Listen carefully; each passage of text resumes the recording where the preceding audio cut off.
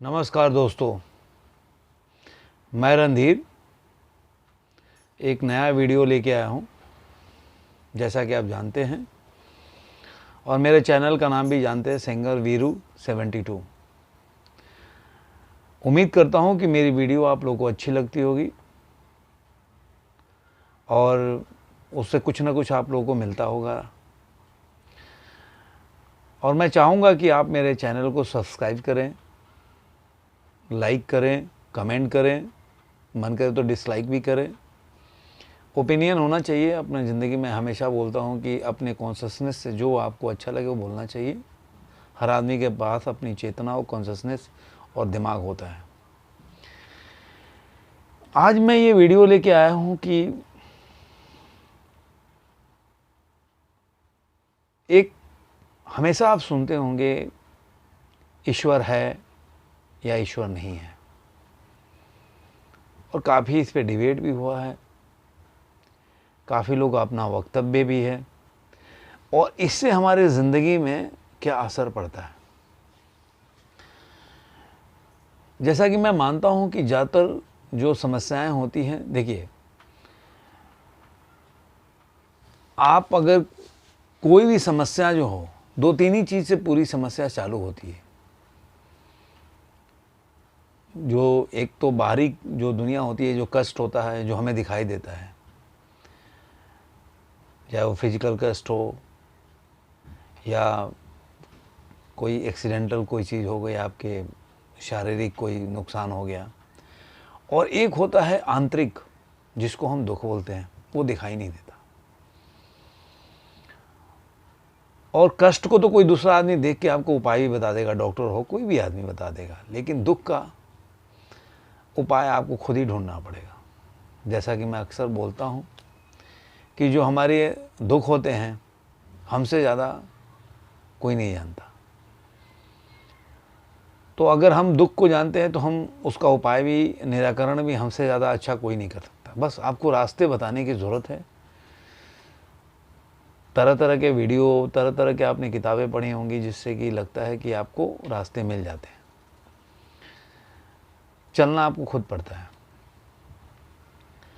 और ईश्वर की बात इसलिए मैंने बोला कि क्या ईश्वर एक ऐसा विषय है कि आदमी कभी भी, इंसान डिपेंडेंसी ढूंढता है।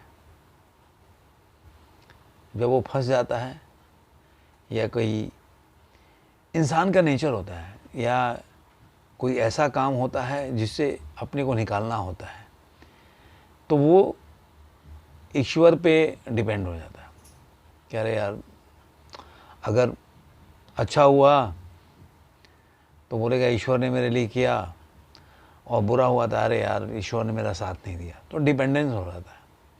और मैं हमेशा से मैं बोलता हूँ, डिपेंडेंसी एक दुख का बहुत बड़ा कारण होता है। क्योंकि जब हम किसी इंसान पे, भगवान पे, किसी पे भी डिपेंड हो जाते हैं, तो हम रास्ता ढूंढने की कोशिश नहीं करते, ना समझने की कोशिश करते हैं। हम समझते हैं कि दूसरा हमारे लिए कुछ कर दे, और हम कोशिश नहीं करते। और फिर वो नहीं होगा तो फिर हमें दुख होगा, अरे नहीं हुआ, उसकी वजह से नहीं हुआ। कोई तरह का किसी इंसान पे आप डिपेंडेंट हो। और मैं एग्ज़ाम्पल देना नहीं चाहता, क्योंकि काफ़ी एग्ज़ाम्पल मैंने पहले भी दिया हुआ है कि अगर एग्ज़ाम दे रहे हो, एग्ज़ाम में किसी लड़के पर डिपेंडेंट हो गए, या लाइफ में किसी पार्टनर पे डिपेंडेंट हो गए, ये सब एक ही चीज़ से शुरू होता है। डिपेंडेंसी हो गई, आकांक्षा हो गया। जिस पे डिपेंडेंट होगा तो उसके साथ आप उम्मीद बांध लोगे, वो आकांक्षा हो जाता है। तो ऐसी ही ज़िंदगी की जो दुख शुरू होता है।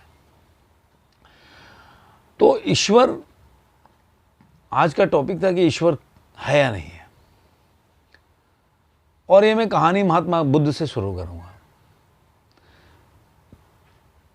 एक बार की बात है कि महात्मा बुद्ध एक गांव में पहुंचे। तो जैसा कि महात्मा बुद्ध जाते थे तो सभी लोग आते थे और अपने अपने प्रश्नों का उत्तर ढूंढते थे, या जो भी उनको सलाह लेना होता था तो उनसे पूछते थे, और उनका उपदेश भी चलता रहता था। तो जब वो गांव में पहुंचे तो बहुत लोगों ने अपने सवाल आके जवाब पूछे सॉरी। तो ऐसा ही एक आदमी आया और महात्मा बुद्ध को बोला कि ईश्वर है, आप ये मानते हैं क्या? महात्मा बुद्ध पहले चुप रहे। जब दोबारा पूछा तो उन्होंने बोला कि नहीं नहीं, मैं नहीं मानता कि ईश्वर है, ना मैंने कभी देखा है और ना कहीं जाना है। मैं ये मानता हूँ कि ईश्वर कहीं नहीं है, ब्रह्मांड में, दुनिया में कहीं ईश्वर का अस्तित्व तो नहीं है। मैंने जितना भी तपस्या, ज्ञान जो भी मेरे को मिला है, मेरे को यही मिला है कि ईश्वर नाम का कोई चीज़ नहीं होता। आदमी अपने हिसाब से ईश्वर बना लेता है और उसके इर्द गिर्द जीता है। तो मेरे हिसाब से ईश्वर नहीं होता। बंदा बड़ा मतलब दुखी हो गया, क्योंकि वो उम्मीद मान कर कुछ और आया था और उनका जवाब उसका उल्टा मिला। चला गया। दूसरे दिन की बात है, इसी तरह का एक और बंदा आया। वो बोला कि मैं मानता हूं कि ईश्वर नहीं होता, आपको क्या लगता है? सवाल ऐसा ही था ईश्वर के बारे में। क्षण भर के लिए चुप रहे महात्मा बुद्ध और उसके बाद उन्होंने बोला कि मैं मानता हूं ईश्वर होता है, हर जगह होता है, हर जगह है। बिना ईश्वर के कुछ भी नहीं चलता, सब जगह है। मेरा जो भी ज्ञान मेरे को मिला, मेरे को ये महसूस हुआ कि ईश्वर हर जगह है, ईश्वर के अलावा कुछ है ही नहीं। वो बंदा बड़ा निराश हुआ कि अरे यार, मैं तो सुना था कि आप नास्तिक हो, महात्मा बुद्ध जो है नास्तिक हैं और आप तो मतलब बोल रहे हैं कि ईश्वर चारों तरफ है। मुझे तो बड़ा दुख हो रहा है और मुझे मतलब आश्चर्य भी हो रहा है कि आप बोल रहे हैं कि ईश्वर है, जबकि आप ईश्वर को मानते नहीं, ऐसा सुना है मैंने। ये कह कर वो चला गया। तीसरे दिन की बात है, एक बंदा और आया। सब लोग प्रश्न पूछते थे तो एक बंदा और आया तो बोला कि अरे सांझ का टाइम था, करा एक सवाल पूछना था गुरुवर कि आप बताएंगे क्या ईश्वर है नहीं है, आप क्या मानते हैं? वो चुप हो गया, उन्होंने कोई जवाब नहीं दिया। तो वो बोला कि आप बताएं। कह रहा नहीं, मैं इसके बारे में कुछ बोल ही नहीं सकता। बहुत वो फोर्स किया, प्रेशराइज किया, लेकिन उन्होंने उसका कोई जवाब नहीं दिया। वो चुप हो गया। वो कह रहा है इसका कोई जवाब मैं नहीं दे सकता। वो बंदा बड़ा निराश होकर चला गया। वो बोला कि अरे यार, मैं तो समझता था कि आपके पास सारे प्रश्नों का जवाब है, लेकिन आपने तो कोई जवाब नहीं दिया। और निराश होकर चला गया, बड़ा दुखी होकर। ये सारा जो वाक्यांश हो रहा था, क्योंकि आनंद उनका एक शिष्य थे, आप लोगों ने सुना होगा, उनके साथ रहते थे, तो बगल में ही बैठे थे। उन्होंने देखा, उनको बड़ा मतलब एक क्यूरियोसिटी हो गया, जिज्ञासा कि यार अजीब आदमी है भाई, या तो बुद्ध जी कि 3 आदमी आए, तीनों को अलग अलग इन्होंने जवाब दिया। मतलब कोई कंसिस्टेंसी, थोड़ा प्रोनाउंसिएशन मेरा गलत हो सकता है, तो इसमें इनके जवाब में नहीं था। कल कुछ और बोले थे, परसों कुछ और बोले थे, आज कुछ और जवाब दिया। सवाल तो एक ही था, लेकिन जवाब अलग अलग। तो उनसे रहा नहीं गया। तो शाम को जब रात्रि पे बैठे तो भोजन के लिए, तो उन्होंने बोला कि भाई गुरुवर, आपसे एक प्रश्न का जवाब चाहता हूँ। बोले बोलो। कि आपने ये नहीं बताया कि आपके एक ही प्रश्न के जवाब का आपने अलग अलग उत्तर क्यों दिया। तो उन्होंने बोला कोई इससे तुमको मतलब, प्रश्न तुम्हारा तो है नहीं, तो तुम क्यों पूछ रहे हो? तो कह रहा कि नहीं, मैं वहीं खड़ा था, तो अब मैं तो मेरे को भी सुनाई पड़ा। तो उन्होंने बोला ये तो गलत बात है, किसी के प्रश्न को सुनना तो अच्छी बात नहीं है। कह रहा वो मेरे कानों में आ गई, क्योंकि तो उन्होंने बोला कि तुमने आने दिया इसलिए तुम्हारे कानों में आ गई। तो वो बोले कि अरे जो भी है गुरुवर अगर मेरे कान में आ गई तो जवाब तो आपको देना चाहिए कि भाई आपने एक ही प्रश्न के अलग अलग जवाब क्यों दिए।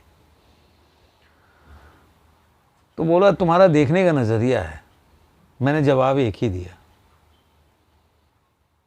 तुम्हारे को वो दिखा अलग अलग, लेकिन जवाब एक ही था। उन लोगों को पता नहीं चला क्योंकि जवाब ये था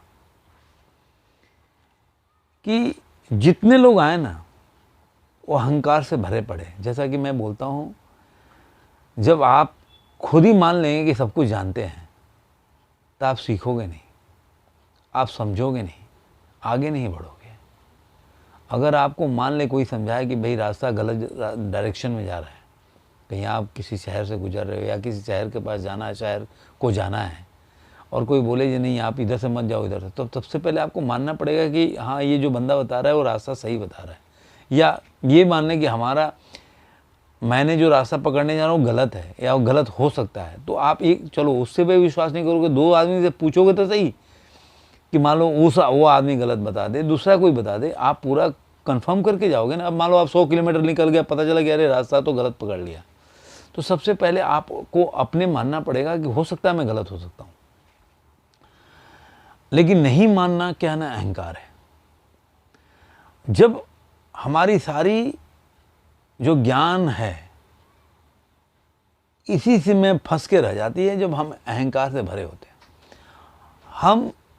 अहंकार क्या होता है, आपको सुला देता है, आपको ज्ञान को जागने नहीं देता, आपकी चेतना कॉन्शियसनेस को जागने नहीं देता। तो जो तीनों आदमी आए, ये पहले वाले को अहंकार था कि वो पहले से तय कर चुका था कि ईश्वर है, बस वो चाहता था कि मैं भी उसके हाँ में हाँ मिला के शरीक हो जाऊं, कि दुनिया को बोलता फिरे कि अरे यार ईश्वर तो है, देखो महात्मा बुद्ध ने भी बोला कि ईश्वर होता है। तो मैंने उसके इस का विरोध किया क्योंकि अहंकार था, तो अहंकार का मैंने वहां भी विरोध किया। दूसरे वाला आया बोला ईश्वर नहीं है, क्योंकि पहले से वो तय कर चुका था कि ईश्वर नहीं होता है, और वो चाहता था कि मैं उसके हाँ में मिलाऊं जैसे पहले वाले था।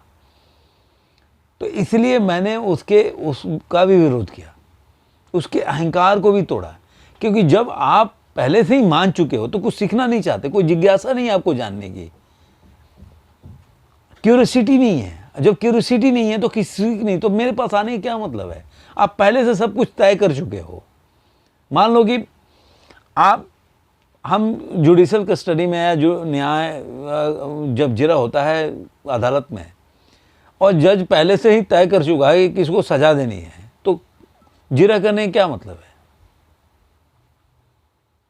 कोई मतलब नहीं है।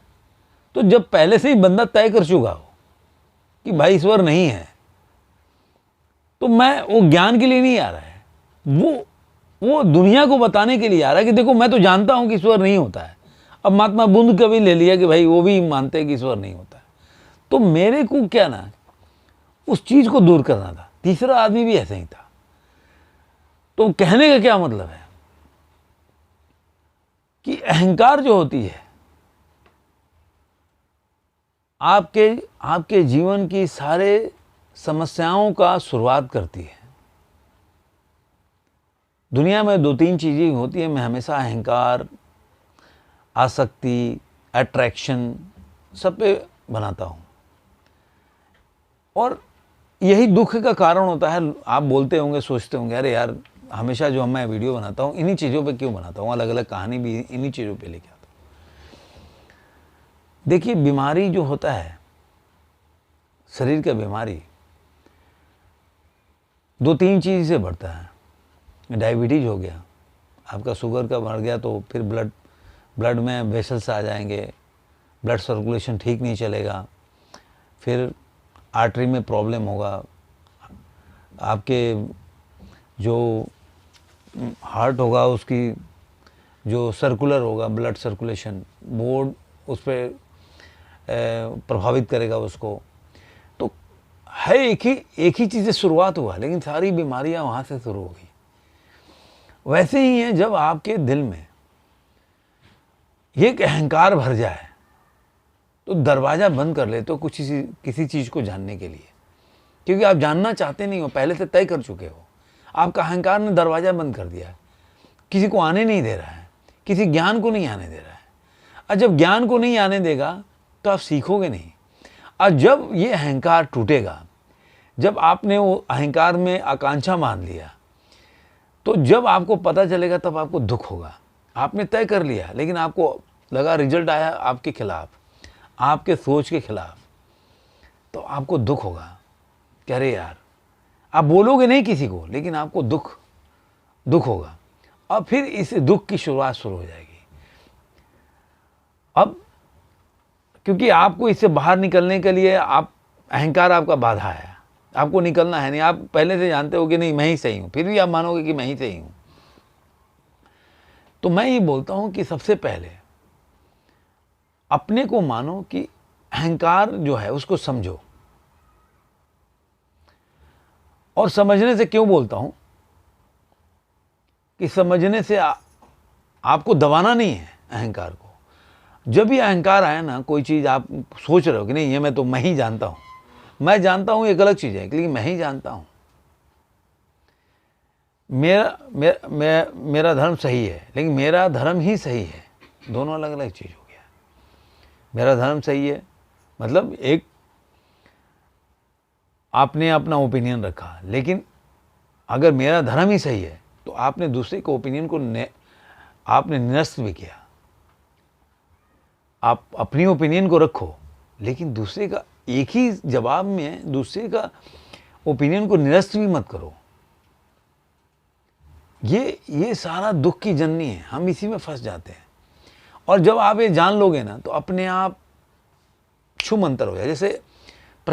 जैसे आप लाइट जलाओगे, स्विच ऑन करते हो और अंधेरा मिट जाता है। जैसे मान लो आप समझ जाते हैं ना, वैसे ही आपका ज्ञान आप समझे, वैसे ही क्या कि कोई देखो आप कोई बैठा है और आपने मान लो आप एक टक किसी चीज़ को देख रहे हो और बोले यार क्या देख रहे हो, फट से आपका नज़र हट जाता है, आपको लगता है कि मैं गलत ही देख रहा था। या मान लो आप पैर ऐसे हिला रहे हो बैठे बैठे, और आपका पैर हिलाते हिलाते आप किसी ने बोला क्यों पैर हिला रहे हो,